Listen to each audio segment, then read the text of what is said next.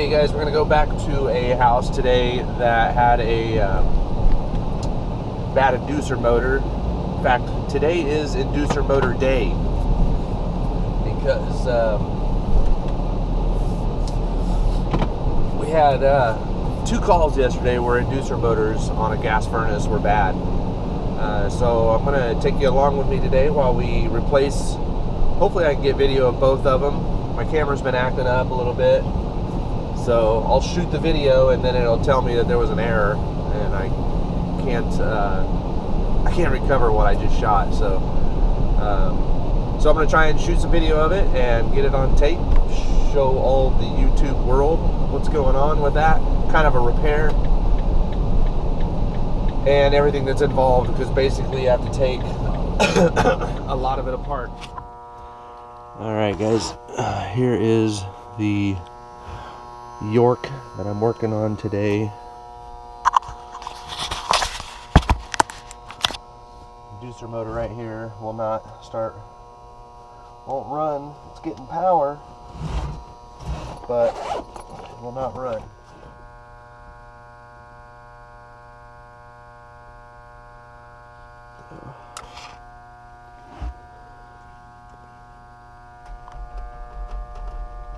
It's trying to run. Fan just kicked on because obviously the whole burner sequence hasn't started up, so fan kicks on to let the homeowner know that something's wrong with the system. Our amber light is flashing 5 times on the board, and that lets us know that there's a restriction in the combustion air or vent system. This is your combustion air vent system, and the reason why there's a restriction is because this motor won't even run. So let's try and get this thing taken out and replaced. I can double check it by checking the amp draws. Let's come in right here.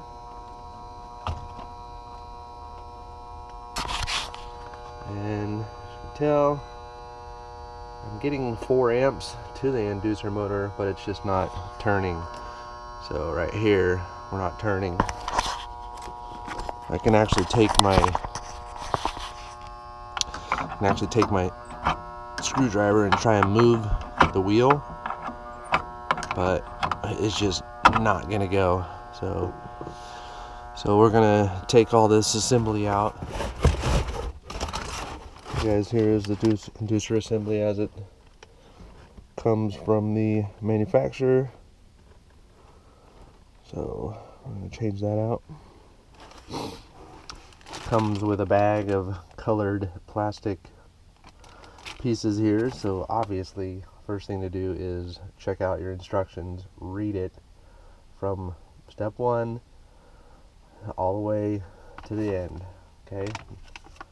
Very important.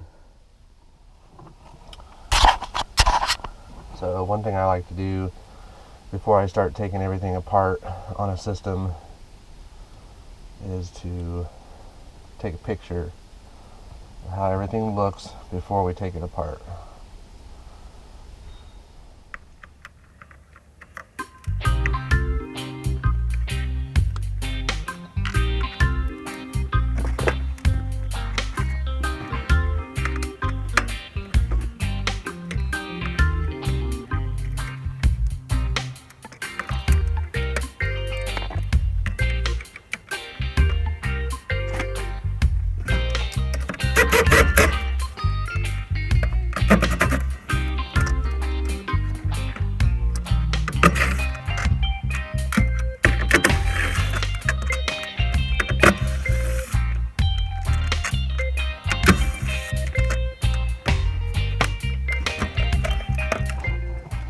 This is the restrictor plate here that the instructions are talking about here.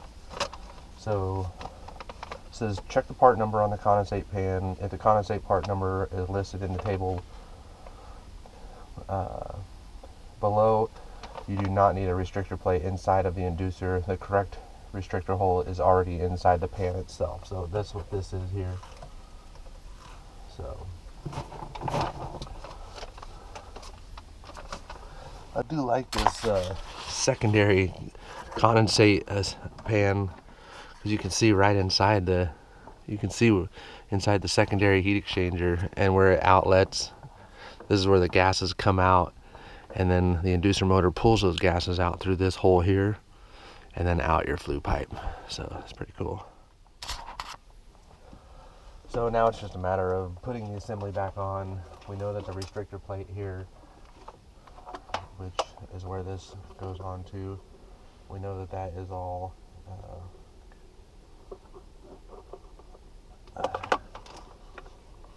good to go. That's the right size.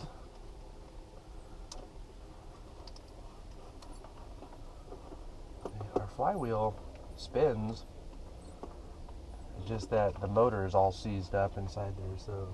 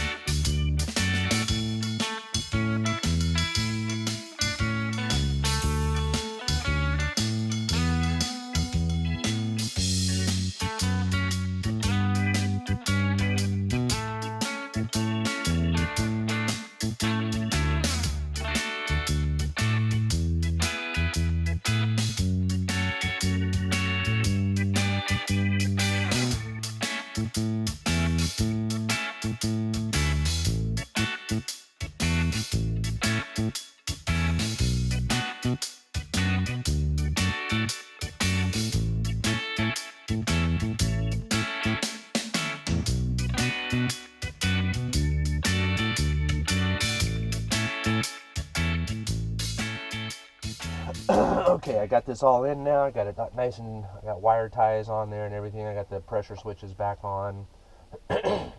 So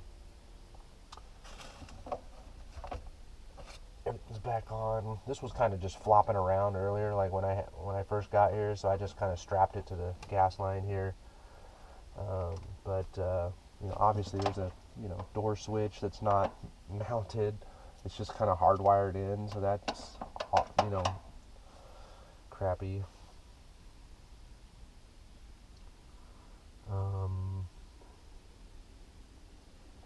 So we're gonna fire this thing up, see what happens.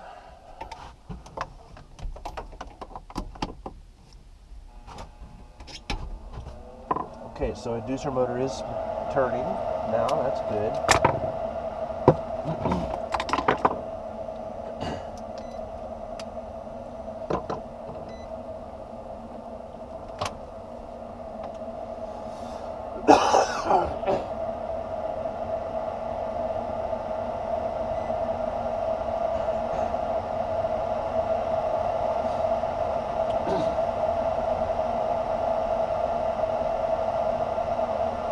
Amp draws are really good on it.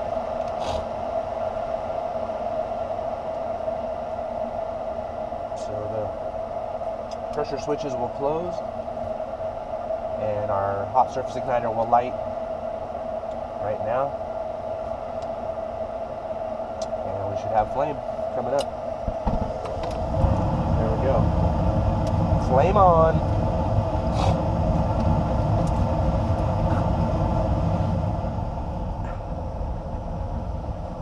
This is a fancy furnace. It is ramping up and down as needed. Alright, put these doors back on.